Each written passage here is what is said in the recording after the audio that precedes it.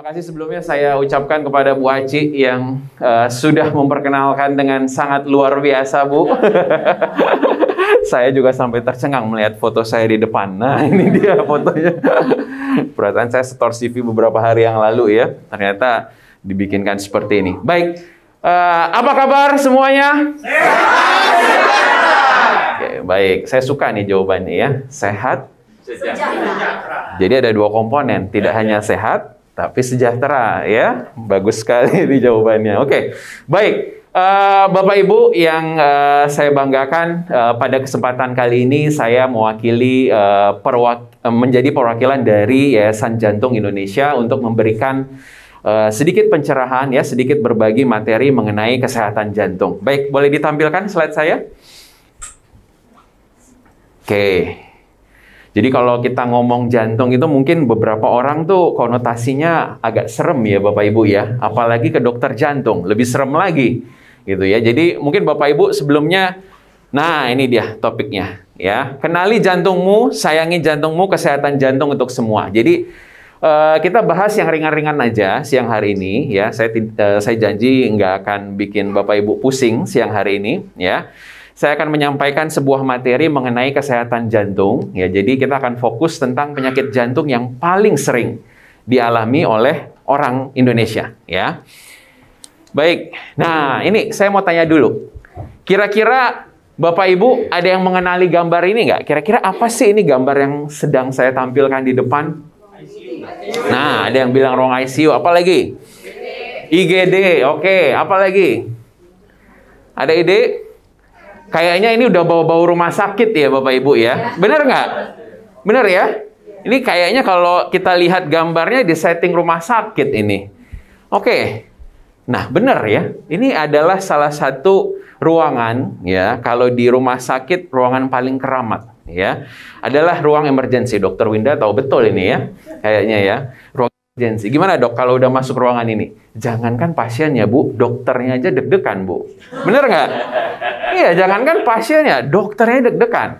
Kadang-kadang beberapa dokter tuh mau jaga malam ya, mau tugas dinas di UGD itu palpitasi dulu, palpitasi itu berdebar-debar. Kenapa? Karena kita tidak pernah tahu Bapak Ibu, kasus apa yang akan datang ke kita.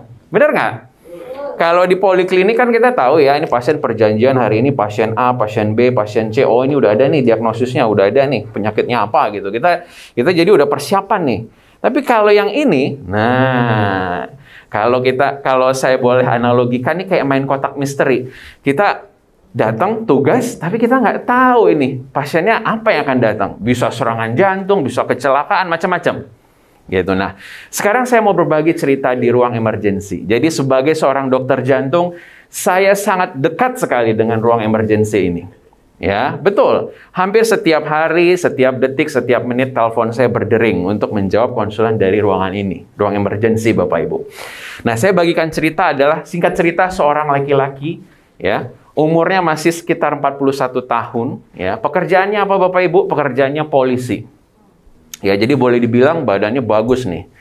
Ya, badannya bagus, aktivitas fisiknya bagus, sering olahraga ya. Tapi dia malam itu dia datang dengan keluhan nyeri dada yang sangat berat sekali. Dia datang dengan keluhan nyeri dada yang sangat berat sekali dan dia akhirnya datang ke emergency ditemani oleh anak dan istrinya ya. Dia bawa anak dan istrinya saat itu. Kemudian di ruang emergency itu kita lakukan penanganan cepat, kita lakukan rekam jantung, dan akhirnya kita kenali bahwa ini pasien ternyata adalah pasien serangan jantung yang akut, ya, yang berat, gitu. Nah kemudian akhirnya kita coba lakukan pertolongan Bapak Ibu, ya, dengan memberikan beberapa obat-obatan, kemudian kita persiapkan untuk dilakukan tindakan. Namun apa yang terjadi? Ya. 5 menit kemudian pasiennya mengalami henti jantung ya sebagai komplikasi dari serangan jantung itu. Oke? Dan akhirnya apa yang terjadi malam itu? Pasiennya akhirnya tidak tertolong, meninggal. Gitu. Anak istrinya menangis terseduh-seduh di ruang emergency itu, meraung-raung kehilangan seorang figur ayah dan seorang figur bapak. Ya, seorang figur suami Itu yang terjadi Bapak Ibu di ruang emergency. Dan kita sebagai seorang dokter jantung hampir boleh dikata lumayan sudah kebal dengan peristiwa seperti ini. Tapi saya tahu betul persis perasaan perih itu ada. Kejadian-kejadian seperti itu. Ya, gitu. Itulah kenapa kok kita dari Yayasan Jantung Indonesia ya berfokus ingin meningkatkan awareness ya, kesadaran masyarakat untuk mencegah supaya kita jangan sampai kejadian seperti ini. Ya, supaya kita jangan sampai ke yang namanya serangan jantung tuh amit-amit di ruangan ini nggak ada yang pernah ngerasain deh. Gitu. Amin ya. Gitu. Nah, oke. Nah, untuk sampai ke sana ya, tentu tidak bisa kita cuman cuek bebek dengan kesehatan kita.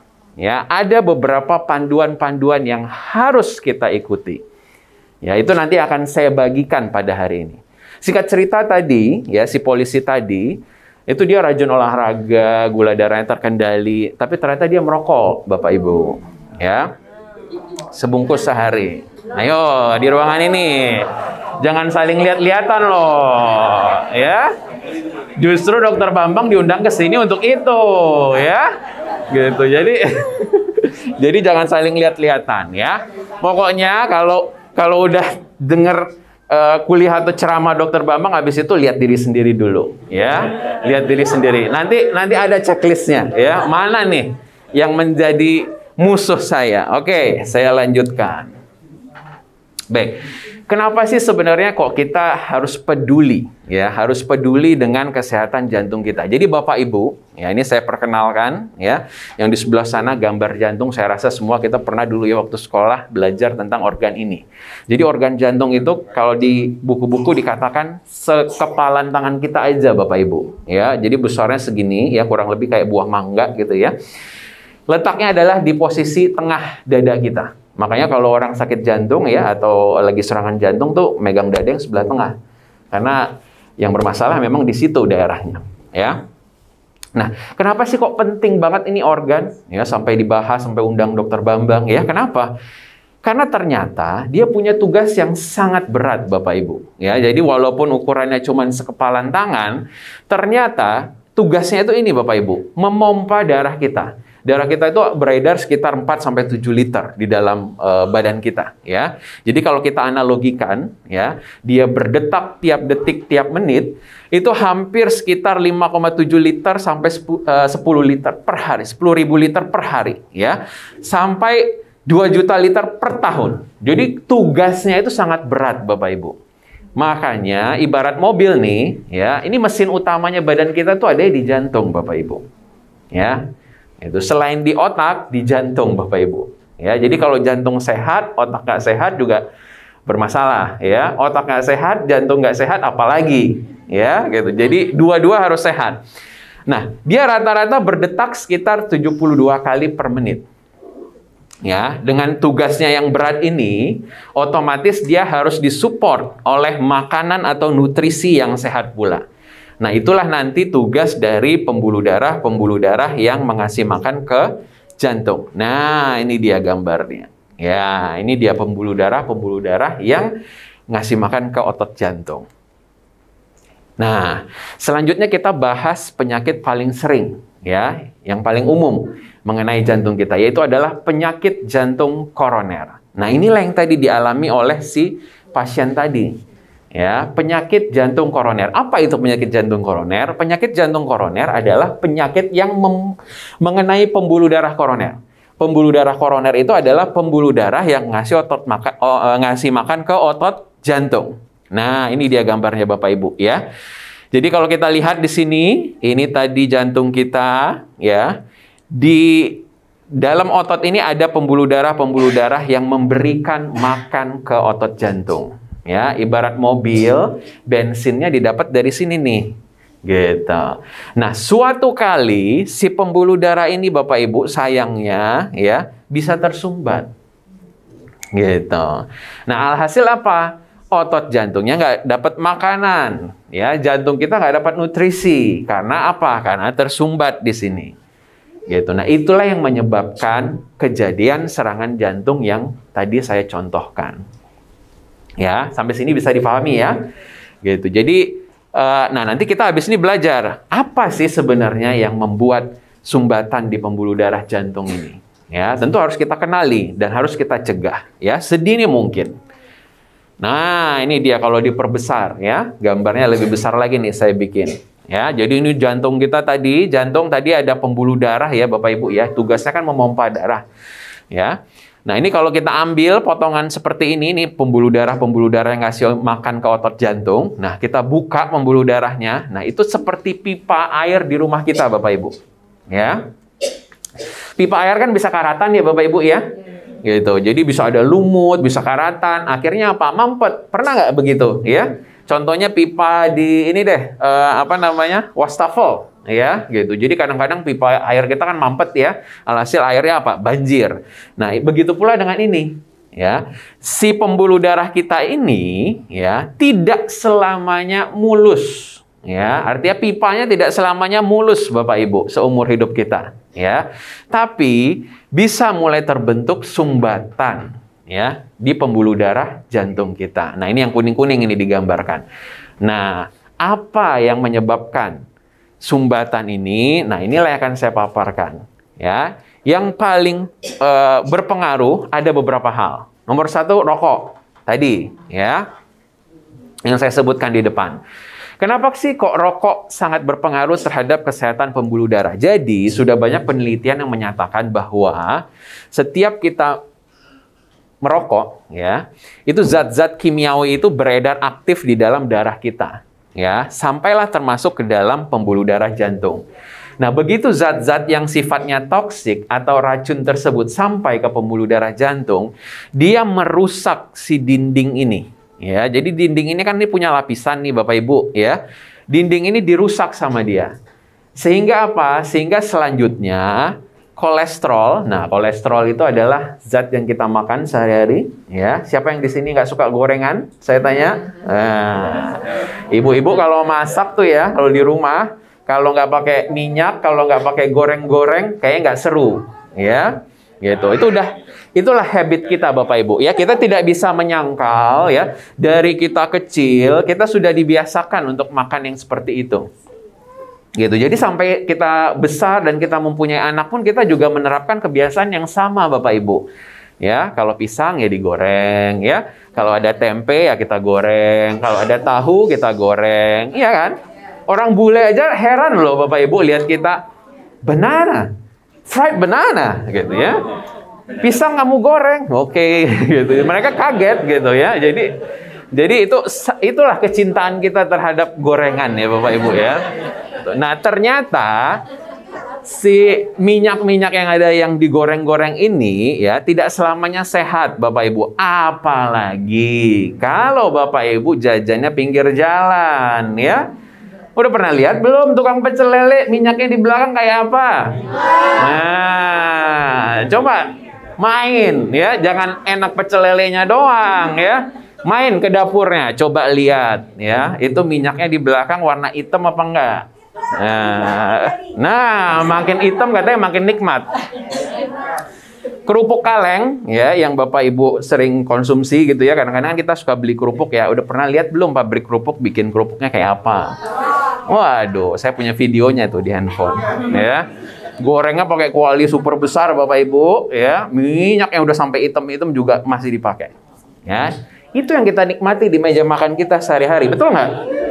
Gitu. Nah, jangan heran, ya, jangan heran kalau rumah sakit jantung itu rumah sakit paling rame, Bapak Ibu.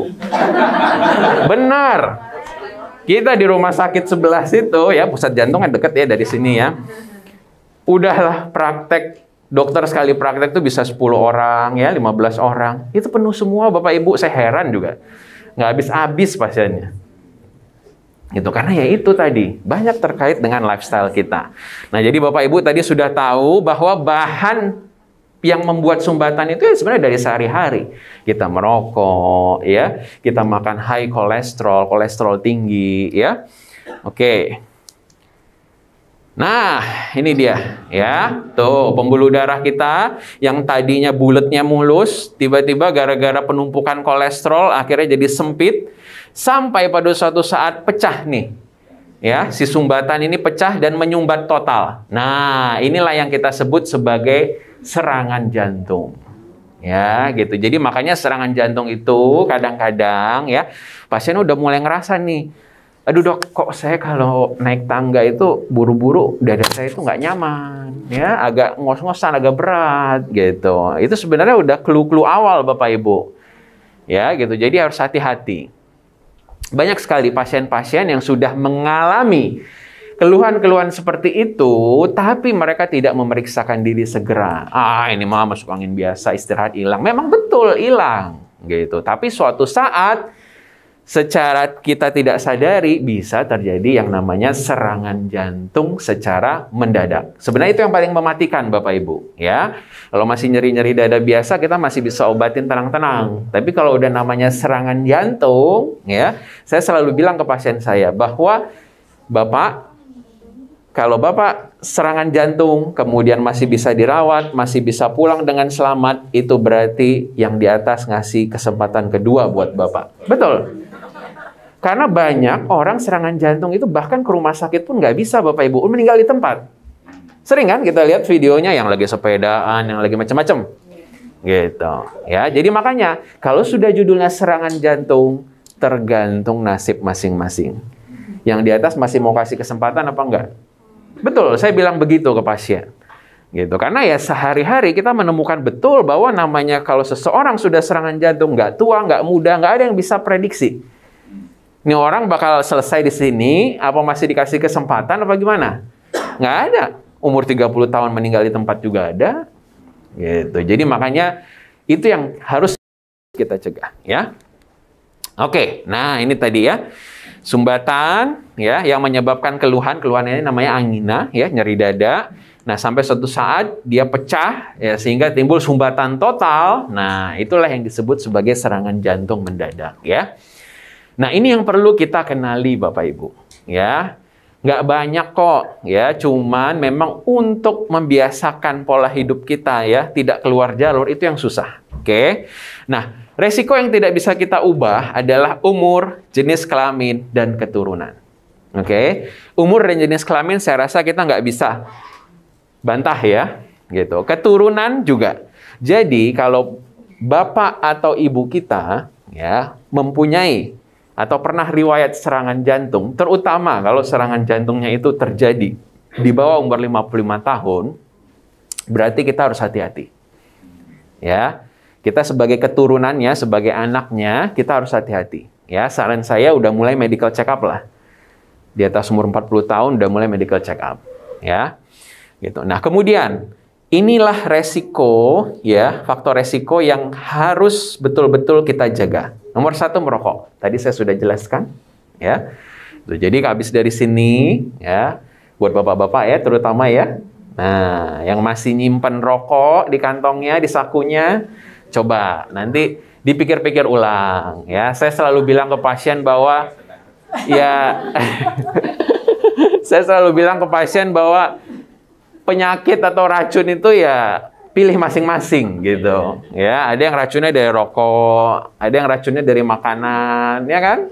Gitu. Ada yang racunnya dari males, gemuk, ya nggak pernah olahraga, gitu. Pilih masing-masing. Nah, 1 rokok, 2 dislipidemi. Dislipidemi adalah kolesterol tinggi, ya. Gitu. Jadi apa yang kita makan, ya, terutama karena kolesterol ini berkaitan dengan makanan, Bapak Ibu. Ya, ada faktor keturunan, betul. Ya, ada yang genetik kolesterolnya tinggi sekali, ada, ya, tapi itu nggak banyak. Hampir sebagian besar yang ada di masyarakat kita adalah karena makanan.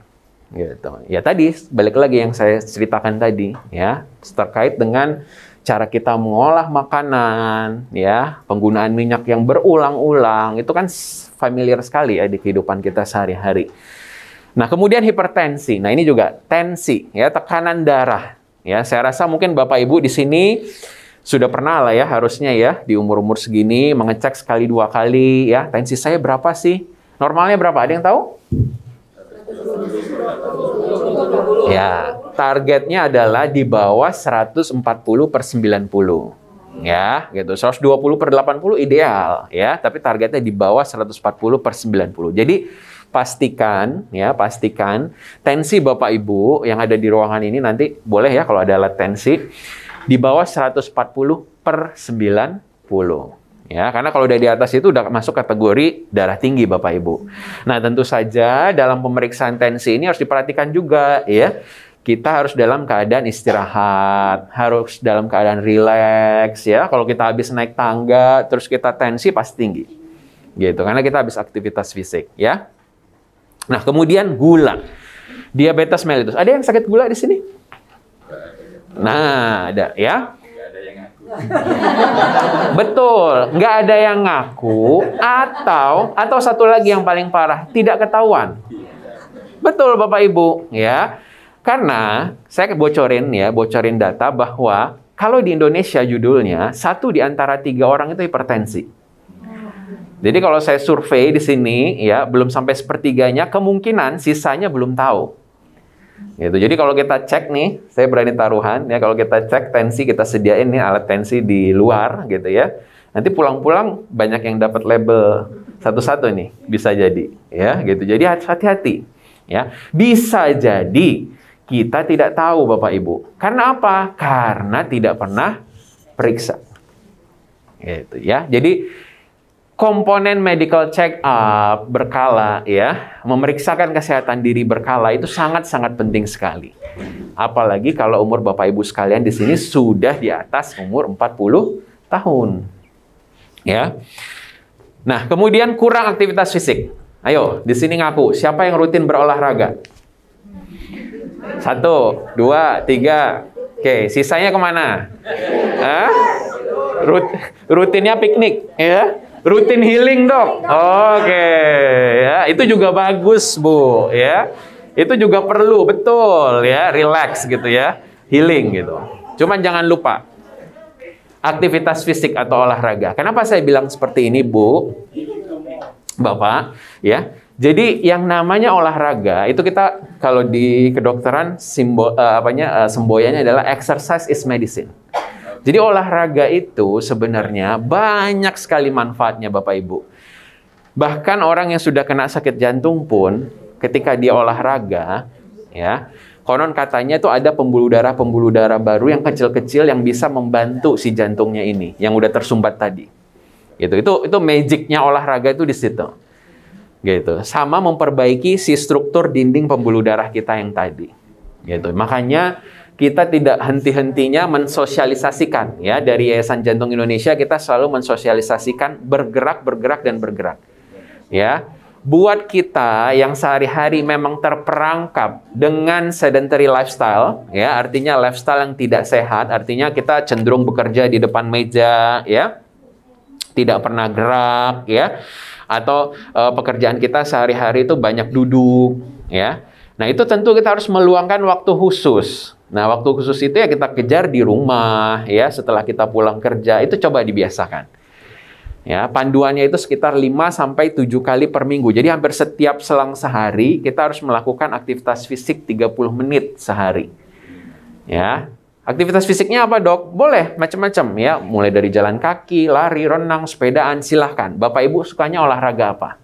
Ya, mau punya mesin treadmill di rumah boleh, mesin sepeda statis di rumah boleh, bagus sekali ya. Oke, kemudian berat badan berlebih atau obesitas. Nah, hati-hati ya Bapak Ibu ya. Yang gemuk di sini harus segera cari cara. Bagaimana caranya saya mencapai kembali berat badan ideal. Ya.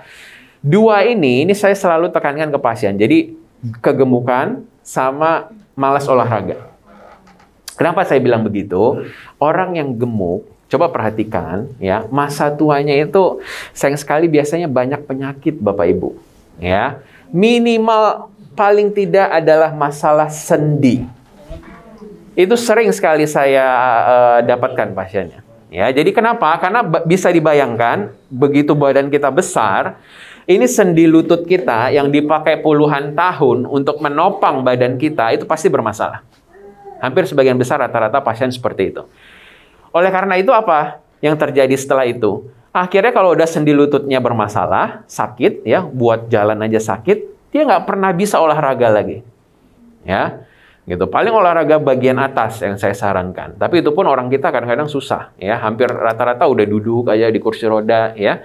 Nggak bisa olahraga. Alhasil apa? Makin tambah gemuk lah dia. Ya udah, kalau udah begitu udah siklus lingkaran setan begitu terus. Ya, akhirnya orangnya jatuh ke dalam keadaan yang obes yang benar-benar over sekali. Gitu ya. Jadi hati-hati. Kalau dari muda Bapak Ibu sudah gemuk, segera cari cara bagaimana supaya saya bisa kurus, ya, supaya saya bisa mencapai badan ideal. Kenapa? Menjaga investasi hari tua kita. Oke? Gitu. Nah, kemudian stres, ya. Ini juga sangat berpengaruh Bapak Ibu buat kesehatan jantung. Stres ya sehari-hari pekerjaan. Beberapa kali kita menerima pasien ya kerjanya terkait dengan deadline, ya, dengan capaian target macam-macam. Gitu. Nah, ini kita harus bisa manage juga. Dan konsumsi alkohol. Ya, hati-hati kalau yang senang konsumsi alkohol, ternyata juga tidak ramah untuk jantung kita. Nah, ini dia. Inilah hal-hal yang harus kita jaga ya, Bapak Ibu ya. Nah, ini saya berbagi sedikit mengenai tanda-tanda dari serangan jantung. Ya, jadi biasanya Bapak Ibu nanti kalau ada kerabat, tetangga, atau keluarga yang mengalami keluhan seperti ini, Bapak Ibu jangan ragu-ragu daripada segera bawa ke rumah sakit. Ya, karena orang sering sekali kalau mendapatkan keluhan nyeri dada berat, ya, seperti ditindih kadang-kadang, saya masuk angin nih, kerokin dulu deh. Gitu. Ini sering sekali ya warga kita atau masyarakat kita masih seperti itu modelnya. Jadi apa yang terjadi? Kita dapat kasusnya udah telat, ya. Udah 3 hari yang lalu dia nyeri dada berat, tahu-tahu datangnya karena udah dikerokin nih dok, gak hilang-hilang nih nyerinya. Gitu. Makanya saya ke dokter. Ya, itu kadang-kadang saya ngomong, untung Bapak aja masih selamat Pak sampai hari ini Pak. Tadi kan saya bilang kalau serangan jantung nasibnya beda-beda, ya, gitu. Jadi keluhannya itu biasanya nyeri dada Bapak Ibu ya. Nyeri dadanya itu bukan nyeri dada ringan cekit-cekit bisa ditunjuk ya Bapak Ibu ya. Nyeri dadanya itu biasanya tidak bisa dilokalisir. Jadi kalau ditanya di mana sih lokasinya? Ini dok pokoknya di sini sakit semua. Gitu. Jadi dia nggak bisa nunjuk satu titik. Gitu. Ya itu biasanya nyeri dada karena jantung. Kemudian biasa disertai dengan penjalaran. Kadang-kadang ke rahang kayak kecekek. Ya, kadang-kadang ke punggung, ya, sampai pegel punggungnya atau ke lengan kiri. Paling sering itu 3 daerah itu, ya. Kemudian biasanya kalau yang baru-baru disertai dengan keringat dingin, ya. Tiba-tiba bisa sampai basah baju kita. Padahal kita nggak pernah sebelumnya begitu. Nah, itu hati-hati. Apalagi kalau udah ada mual, muntah, ya, yang hebat tiba-tiba, cluenya biasanya kejadiannya tiba-tiba. Nah, itu model-model seperti ini, kalau nyeri dadanya, Bapak Ibu bawa ke UGD terdekat. Ya, jangan dibiarkan. Oke, nah ini tadi kita udah bicara mengenai faktor resiko, mulai dari diabetes, ya, gula darah, kemudian darah tinggi, merokok, ya, kemudian kegemukan, kolesterol yang tinggi, sama faktor resiko keturunan. Oke, ya. Nah, bagaimana sih kita mendeteksi atau memeriksakan diri? Jadi kalau di dunia kedokteran ada beberapa pemeriksaan-pemeriksaan yang bisa kita kerjakan. Ya, mulai dari pemeriksaan rekam jantung, ya, pemeriksaan darah, ya, kemudian pemeriksaan echo atau pemeriksaan treadmill test, macam-macam. Ya, mungkin beberapa di antara Bapak Ibu di sini ada yang pernah menjalani pemeriksaan-pemeriksaan ini. Ya, pemeriksaan ini digunakan biasanya untuk membantu dokter memastikan kira-kira dia termasuk penyakit jantung koroner atau bukan, ya. Nah, kalau kita selanjutnya terkena penyakit jantung koroner, ya, biasanya dokter akan merekomendasikan, ya, kalau tidak pasang ring, operasi bypass. Pernah dengar nggak? Ya, pernah dengar ya. Nah, ini sekilas saya kasih bocoran apa sih sebenarnya yang dikerjakan dengan pasang-pasang ring itu, gitu ya. Nah, ini kalau kita lihat di sini, ini pembuluh darah yang tersumbat, kemudian kita masukin alat, ya, seperti jaring-jaring seperti ini, kemudian kita kembangkan, ya. Kalau operasi bypass, kita ambil pembuluh darah dari tempat lain, ya, di kaki contohnya yang tidak dipakai, kemudian kita bikin jalan tol, Bapak Ibu. Nah, ya, ini dari pembuluh darah yang besar ke pembuluh darah jantung yang kecil. Di sini misalkan ada nyumbat, ya. kita bikin bypass ya supaya yang di sini dapat aliran darah ya. Gitu. Jadi jangan dibayangkan prosesnya Bapak Ibu ya. Kalau prosesnya ini serem kalau yang operasi bypass. Jadi dadanya dibelek, jantungnya diistirahatkan dulu ya. Kemudian kita ambil pembuluh darah, kita templokin di jantung. Nah, lumayan serem prosesnya. Jangan dibayangkan. Tapi yang penting tahu prinsipnya bahwa kalau operasi bypass itu ya kita ngambil pembuluh darah dari tempat lain, kemudian kita buatlah si jalan tol ya. Jadi udah tahu ya tadi ya, pemasangan ring sama operasi bypass. Biasanya dua ini modalitas yang saat ini kita andalkan ya di bidang jantung. Oke. Nah, jadi tidak bosan-bosannya ya saya menegaskan kembali ya bahwa kalau kita mau jauh-jauh dari serangan jantung, nggak susah Bapak Ibu ya. Patuhi rambu-rambu ini. Ya, mulai dari berhenti merokok. Ya, berhenti ya, bukan mengurangi, berhenti targetnya. Ya, kadang-kadang bapak-bapak suka nawar nih. Ya deh dok, gitu. Saya coba kurangi. Ya, besok bulan depan datang lagi. Berapa Pak bungkus rokoknya sehari? Sebungkus dok. Itu masih banyak namanya. Bukan ngurangin. Ya berkurang dari 2 bungkus gitu. Tapi resiko sama aja ya. Nah, kemudian selain stop merokok, kendalikan tekanan darah kita. Ya. Jangan lupa tadi yang belum pernah ngecek tensi sama sekali, nanti coba ya cari pelayanan kesehatan terdekat, coba screening. Masih di bawah 140/90 apa enggak? Oke. Kemudian cukup tidur ya, cukup istirahat Bapak Ibu. Perhatikan, ini sering lupa. Terutama orang-orang di kota besar ya. Kadang-kadang sibuk dari pagi sampai malam, akhirnya pulang udah larut malam ya, jam tidur kurang. Nah ini kalau sekali 2 kali sih nggak apa-apa. Tapi kalau udah berkepanjangan, ternyata berefek terhadap kesehatan kita. Konsumsi alkohol, ya batasi konsumsi alkohol, kemudian kurangi stres, gula darah juga harus diperhatikan. Ya, jadi selain tekanan darah, kolesterol, ya gula darah juga harus kita kendalikan. Ya, Bapak Ibu yang belum pernah sama sekali mengecek gula darahnya, coba nanti sekali-sekali ke lab, ya, cek gula darah saya normal apa enggak ya. Kenapa saya bilang begitu Bapak Ibu? Gula darah yang tinggi itu menyebabkan darah kita lebih kental. Ya, kalau sebuah pipa dialiri cairan yang lebih kental, otomatis alirannya akan lebih susah ya Bapak Ibu ya dibanding dengan yang lebih cair, ya kan? Logikanya begitu. Nah, oleh karena itu, orang-orang dengan diabetes ya 3 kali lebih besar resikonya terkena serangan jantung. Ya, gitu. Jadi makanya diabetes itu kalau di kedokteran Dokter Winda tahu julukannya adalah mother of disease, ya, ibu dari segala penyakit. Karena dia menimbulkan komplikasi kemana-mana. Dari ginjal, ya, dari stroke, ya, kemudian serangan jantung, mata, ya. Saya yakin Bapak Ibu di sini pasti udah paham, ya, pasti udah pernah punya teman yang diabetes, kemudian komplikasi kemana-mana, ya itu betul, gitu. Memang begitu cara diabetes menyebabkan kematian, ya. Jadi dengan merusak organ-organ kita. Oke, jangan lupa pertahankan berat badan kita di berat badan ideal, ya. Kalau laki-laki, ya, nggak susah, ya. Lihat aja perutnya, begini. Nah, masih bisa lihat ujung kaki apa enggak? Apa udah samar-samar ujung kakinya? Gitu. Nanti pulang dipraktekkan ya. Gitu. Kalau masih bisa lihat kakinya full, ya berarti bagus ya. Kalau udah mulai nggak kelihatan ujung kakinya, nah berarti harus ada actionnya itu ya. Nah, kemudian jangan lupa nutrisi, ya, apa yang kita makan selalu harus kita waspadai, ya. Nah, kalau dari Yayasan Jantung Indonesia, kita biasa campaign ke masyarakat dengan semboyan sehat, ya. Seimbangkan gizi, ya, tadi yang sudah saya jelaskan. Kemudian enyahkan rokok. Kemudian hadapi dan atasi stres. Kemudian awasi tekanan darah. Teratur berolahraga. Bisa kira-kira Bapak Ibu menerapkan ini? Benar nggak? Coba saya tes dulu ya. Apa kabar? Sehat!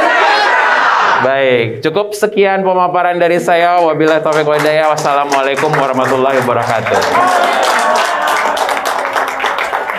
Tanpa kita bangkit berdiri, kita berikan tepuk tangan yang meriah untuk Dr. Winda Alicia Panjaitan.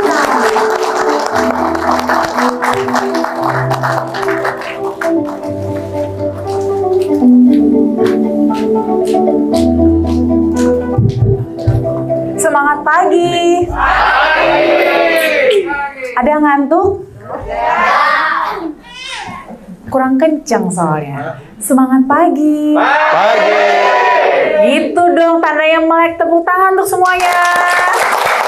Iya. Gimana tadi yang diajarin sama Dokter Bambang? Luar biasa. Jangan luar biasa doang. Didalemin, diresapin, direnungkan. Ya, nanti pulang harus dipraktekkan. Karena kalau nggak dipraktekkan jadi cuma teori doang ya. Jadi ngomong doang. Jadi harus praktekin ya. Oke. Oke. Ini nextnya.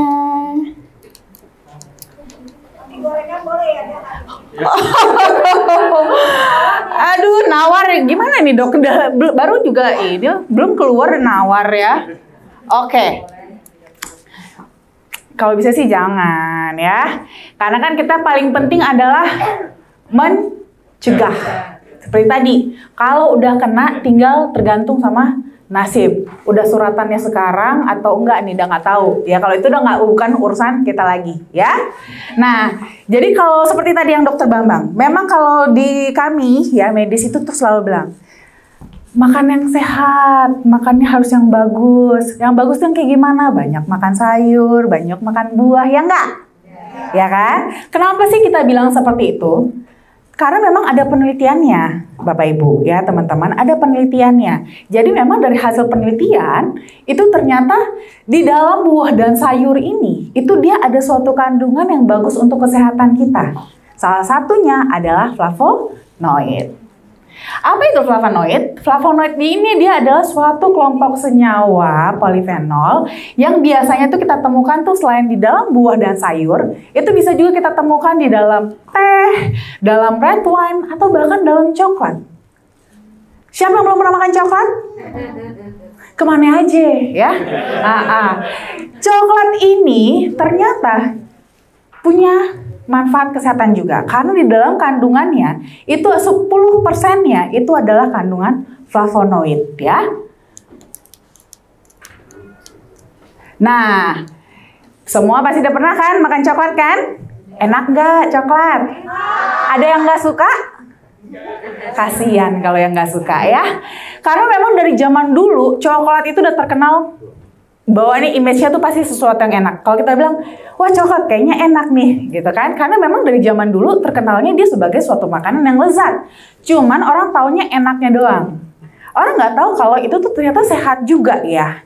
Nah, disinilah baru sekarang ya, dari hasil banyaknya penelitian, itu baru ditemukan kalau coklat ternyata dia merupakan salah satu sumber flavonoid yang tinggi akan prosianidin, katekin, dan juga epikatekinnya. Ini dia kira-kira bentuknya ya. Kalau yang belum pernah ya, biasanya orang cuma lihat kalau udah bentuknya coklat batang. Ya kan? Asal mulanya itu dia dari seperti ini buahnya ya. Disebutnya Theobroma cacao. Nah, cuman itu dia kenapa kok yang lebih terkenal coklat itu dengan sehatnya ya, dengan enaknya dibandingkan dengan sehatnya. Karena memang di dalam coklat itu pada saat yang kita konsumsi itu seringnya sudah yang tidak begitu sehat lagi. Karena ternyata dalam pengolahan kokoa dari bijinya ini sampai akhirnya bisa kita konsumsi, prosesnya itu justru malah cenderung merusak kadar flavonoidnya. Bahkan sudah jadi bubuk kokoa, itu dia sudah hilang sekitar 60% kadar dari flavonoidnya itu ya. Kenapa? Karena dari bijinya tersebut sampai nanti kita bisa konsumsi itu biasanya itu melalui proses fermentasi dan juga pemanasan. Proses ini mengakibatkan kadar dari flavonoidnya itu jadi berkurang ya. Belum lagi nih. Nah, belum lagi itu baru dari jadi bubuk. Tapi kita nggak makan berbubuk-bubuk gitu ya. Biasanya diolah lagi jadi tadi coklat batang. Coklat batang ada yang milk coklat, ada yang dark coklat. Kira-kira kalau Dokter Bambang sukanya dark coklat atau milk coklat? Atau white coklat malah dok? Dark coklat. Dan biasanya kalau dokter jantung menyarankan ya, konsumsi bagus untuk memelihara kesehatan jantung juga. Dark coklat. Why? Karena itu memang yang diincar ya. Kandungan flavonoidnya itu bagus. Tapi bahkan dark coklat sekalipun, kadar flavonoidnya sudah lebih sedikit. Kenapa? Dia sudah tidak pure coklat lagi. Gitu. Sudah ada tambahan gulanya lah mungkin, creamernya, susunya, dan segala macam. Sehingga yang tadinya si coklatnya, si kokoanya sendiri sudah berkurang flavonoidnya, dicampur lagi tergantung dari kadar kokoanya, semakin berkuranglah kadar flavonoidnya. In the end, kalau kita untuk mendapatkan manfaat kesehatannya, bisa nggak dari dark coklat? Bisa, tapi harus berapa banyak? Supaya bisa memberikan efek kesehatan untuk kita, ya. Nah, ini dia kalau buat perbandingan kira-kira ya, dibandingkan coklat, terus ada green tea, red wine, dan yang lain-lain, itu dia kadar flavanolnya dengan jumlah yang sama, ternyata masih tetap lebih tinggi di coklat, gitu ya. Lalu juga sudah banyak penelitian, ya, penelitian melakukan intervensi. Jadi ini dikasih nih, baik pada hewan maupun pada manusia, mereka dikasih makanan dan minuman yang kaya akan flavanol. Lalu dites, dicek nih pada pembuluh darahnya. Hasilnya apa sih? Efeknya kesehatan untuk ke pembuluh darahnya ternyata efeknya itu terjadi, mereka mendapatkan efek kardioprotektif ya. Efek kardioprotektif jadi itu melindungi gitu ya. Ternyata bersifat melindungi pembuluh darahnya. Sehingga pada fungsi vaskular dan juga pada trombositnya, reaktivitas pada trombositnya itu jadi lebih baik.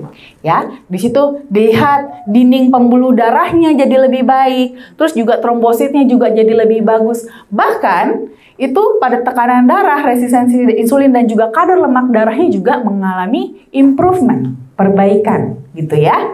Pada saat mereka melakukan check up. Nah, ternyata itu dia. Tadi flavonoid itu adalah bagian dari polifenol, ya kan? Polifenol itu, kalau kita ngomongin polifenol, dia utamanya itu adalah antioksidan.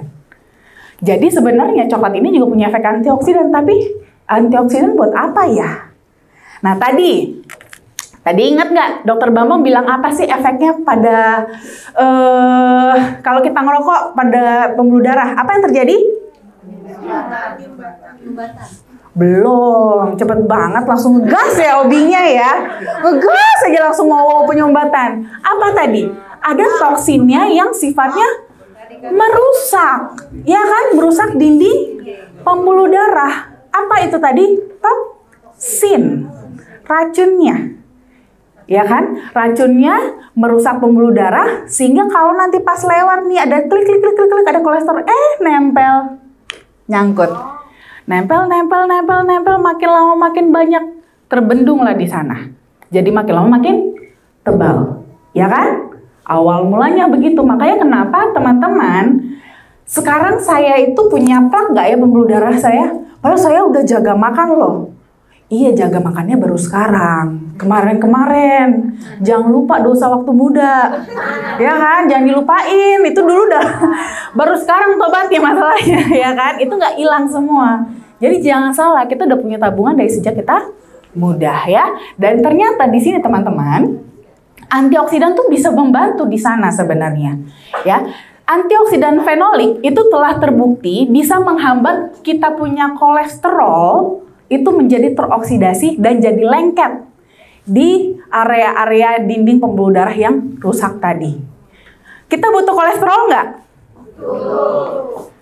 Terus kalau kita butuh, kenapa kolesterol itu jadi kesannya jelek? Yes, karena teroksidasi. Kalau dia nggak teroksidasi, wah, ini berarti ketahuan nyimak ya. Bagus. Berarti selama ini saya keluar-keluar tuh nyimak. Yang lain jangan-jangan nggak nyimak ya. Nah, itu dia, karena teroksidasi. Karena teroksidasi, dia jadi gampang lengket. Gitu. Kalau dia nggak teroksidasi sih dia ya lewat-lewat aja, aman. Gitu kan? Apalagi kalau yang kolesterol kita tinggi. Berarti yang resiko teroksidasi jadi banyak. Berarti banyak yang jadi bisa nempel di dinding pembuluh darah kita. Nah, berarti kalau gitu yang pertama bisa kita cegah apa? Jangan sampai teroksidasi supaya dia nggak lengket. Terus habis itu kita batasi lah supaya jangan sampai terlalu tinggi ya. Nah, di sini antioksidan fenolik itu ternyata dapat menghambat oksidasi dari kolesterol ini supaya dia nggak nempel pada dinding pembuluh darah kita. Dan ekstrak kokoa juga bisa terbukti ternyata bisa mencegah oksidasi LDL ya. Bahkan dari hasil riset itu membuktikan dia bisa menghambat oksidasi LDL itu sampai 75% dibandingkan, boleh tepuk tangan dulu, dibandingkan kalau red wine itu dalam manfaatnya dalam menghambat oksidasi LDL itu hanya sekitar 37 sampai 65%. That's why kenapa biasanya nih orang kalau umpamanya makan steak, ya kan, suka temennya wine, apalagi red wine kan, bukan buat keren-kerenan. Ya keren-kerenan juga sih ya, biar kesannya tuh kayak wow bule-bulean banget gitu kan, makannya steak, minumnya gitu kan, pakai red wine. Tapi sebenarnya itu tidak hanya semata-mata sekadar enak aja, tapi memang tujuannya untuk menghambat oksidasi LDL dari si daging steaknya, supaya jangan nih makan enak-enak, mahal-mahal, habis itu kolesterol naik, ya kan? Cuman kita nggak semua boleh minum red wine, betul? Terus kalau yang nggak boleh minum red wine gimana dong? Terima nasib. Harus kolesterol naik atau nggak boleh makan steak, kasihan juga ya kan. Bisa kita bantu dengan flavanol ya, dengan fenol dari koko ya. Saya sih nggak ngerti dong kalau makan steak, tapi saya suka makan sate, ya sama aja ya. Ya sama-sama aja ya. Nah, selain itu juga epikatekin juga punya manfaat lain yang bagus untuk kesehatan ya. Bisa untuk membantu menstabilkan tekanan darah, memperbaiki juga fungsi dari pembuluh darah kita ya. Dan juga bisa membantu untuk menekan reaktivitas trombosit dan juga membuat kita nih tubuh kita, pembuluh darah kita tuh lebih sensitif terhadap insulin dan juga mempunyai manfaat anti-inflamasi atau anti peradangan ya.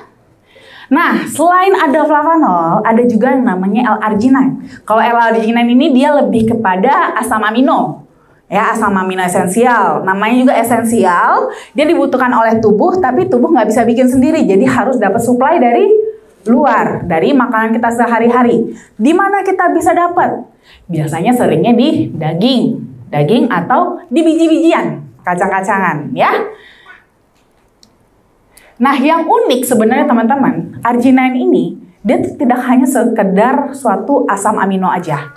Tapi kalau dibutuhkan oleh tubuh kita, itu dia ternyata bisa berubah. Ya, bisa diubah menjadi nitric oxide. Nitric oxide apalagi, Dok? Ada yang tahu nggak nitric oxide apa? Nggak nyimak berarti saya presentasi selama ini. Nggak bercanda-bercanda.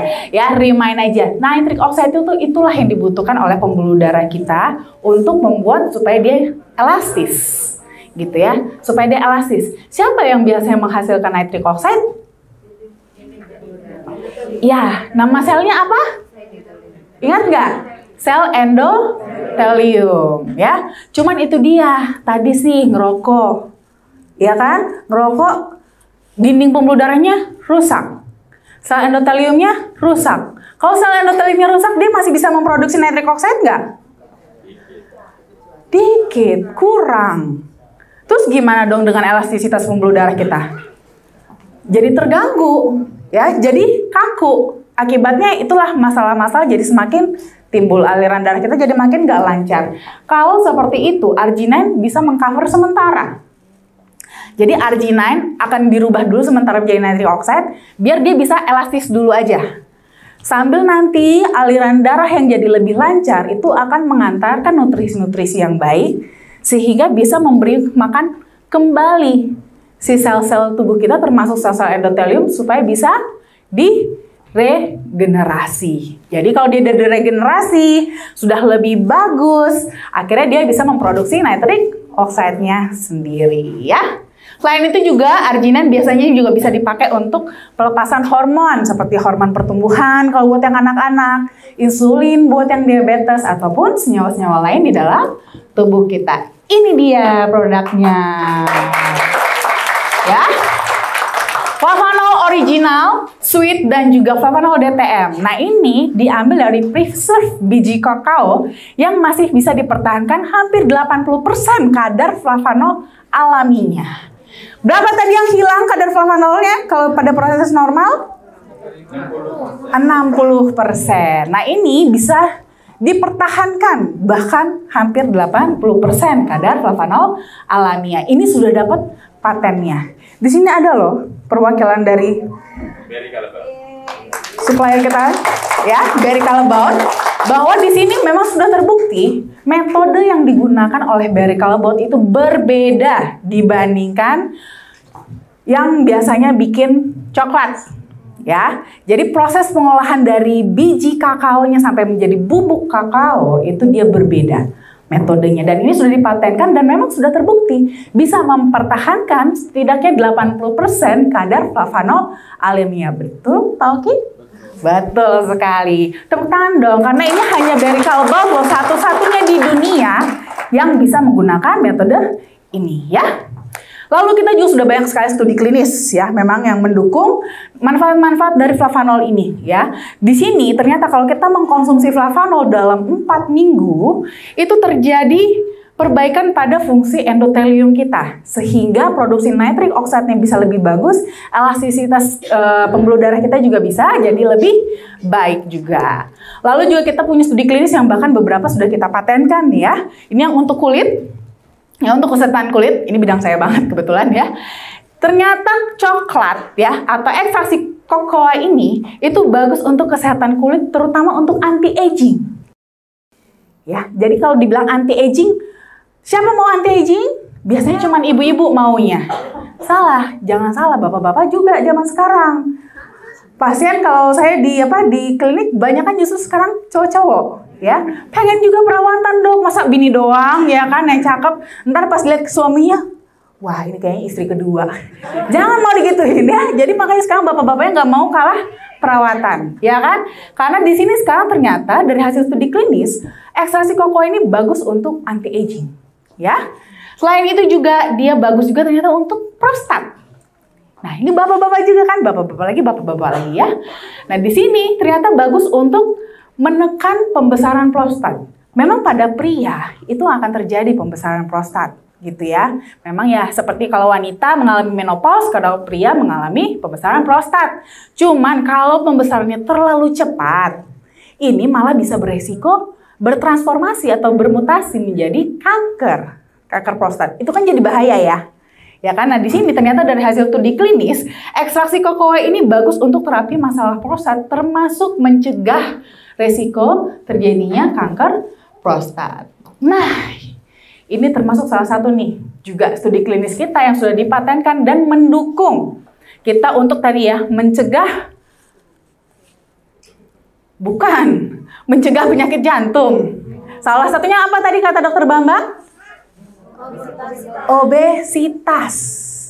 Nah tadi kan siapa yang sudah merasa, wah tadi yang bapak-bapak yang nggak kelihatan kakinya, ya kan? Ibu-ibu yang kayaknya harus terpaksa, saya tiap kali baju lama udah nggak muat semua nih dok. Nah itu harus hati-hati, berarti harus segera ya turunin, ya karena ini adalah bentuk investasi di masa depan. Nah di sini dari hasil studi klinis yang sudah dipatenkan ini ternyata ekstraksi kokoa bagus untuk nurunin berat badan karena dia bisa meningkatkan metabolisme lemak kita, gitu ya. Jadi sebagai fat burner. Tapi ingat ya teman-teman ya, nanti jangan udah dibakar isi ulangnya lebih banyak, sama aja bohong gak turun-turun kalau kayak gitu ya. Nah selain itu juga kita juga ya ada juga penelitiannya juga ternyata dia secara klinis juga punya efek antivirus juga ya, antivirus. Termasuk di sini yang kita tes waktu itu adalah untuk SARS-CoV-2 ya, sahabat baru kita ya kan, walaupun sekarang udah mulai agak-agak bye-bye. Nah ternyata dari hasil penelitian si ekstraksi kokoa ini bisa menghambat aktivitas empro dari virus SARS-CoV-2. Jadi nih ibaratnya nih, walaupun nih teman-teman terinfeksi dengan virus COVID, tapi karena teman-teman mengkonsumsi kokoa, itu akan membuat dia itu tidak begitu cepat untuk berkembang. Sehingga karena jumlahnya, viral load-nya lebih rendah, otomatis gejala yang teman-teman rasakan pun jadi lebih ringan ya. Dan juga tingkat kebahayaannya pun jadi lebih rendah. Ya, selain itu juga kita sudah dapat scientific opinion juga dari EFSA atau European Food Safety Authority. Ini kita sudah bisa klaim kalau cocoa flavanol itu memang bagus untuk elastisitas pembuluh darah sehingga kita punya aliran darah yang lebih baik. Nah, jadi secara kesimpulannya, flavanol itu dia bagus ya untuk membantu menstabilkan tekanan darah baik sistolik maupun diastolik. Terus juga membantu mengurangi resistensi terhadap insulin, membantu menurunkan kadar kolesterol, meningkatkan fungsi kardiovaskular kita, bahkan manfaat antioksidannya itu juga bisa membantu untuk mengurangi resiko kanker dan juga baik untuk kesehatan kulit kita. Ya, cukup untuk menjaga kesehatan, tapi nanti ini akan tergantung lagi ya kepada kondisi tubuh teman-teman masing-masing. Mungkin nih, saya sih kelihatannya sehat kayak tadi ya.